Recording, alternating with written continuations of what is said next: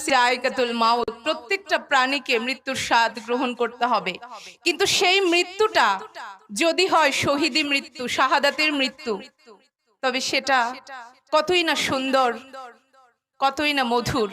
হাদি ভাই তার একটি কবিতায় লিখেছিলেন, আমি তার কয়েকটি লাইন বলতে চাই। হে সীমান্তের শকুন, এক্ষুনি ছিঁড়ে খাও আমাকে, হে আটলান্টিকের ঈগল, শিগগির খুবলে খাও আমাকে, হে বৈকালে হ্রদের বাজ, আছড়ে কামড়ে ছিন্ন ভিন্ন করো আমাকে। আমার রক্ত রসে শুধু আজ অসহায়ত্ব আর অভাব। কাগজের কামলারা তাকে আদর করে নাম দিয়েছে মুদ্রাস্ফীতি। ঋণের চাপে নীল হয়ে যাচ্ছে আমার অনুচক্রিকা, সংসার চালাতে অন্তরে হয় ইন্টারনাল ব্লিডিং। কি আশ্চর্য, তবু আমি মরছি না। ওইদিকে দোজখের ভয়ে আত্মহত্যা করবার সাহসটুকু পাচ্ছি না। খোদাকে বললাম আমি মরতে চাই। তিনি বললেন, বেঁচে আছো কে বলল?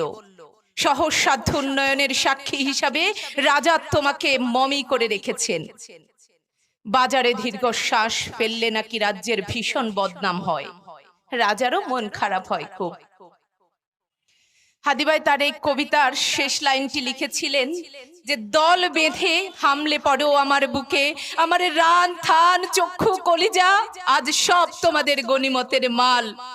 দেশি শুয়ার খুবলে খাওয়ার আগেই আমার ইচ্ছে মতো ছিঁড়ে খাও তোমরা, কিন্তু দোহাই তোমার মস্তিষ্কটা খেও না, তাহলে শীঘ্রই দাস হয়ে যাবে তোমরা।